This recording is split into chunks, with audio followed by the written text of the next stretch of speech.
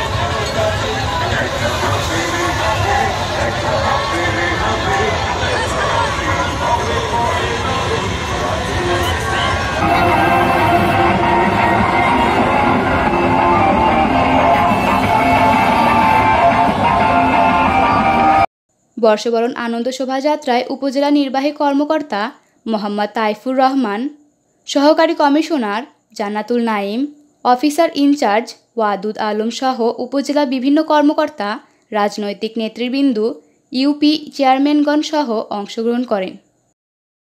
শাহজাহানপুর প্রতিনিধি, দৈনিক জয়সাগর।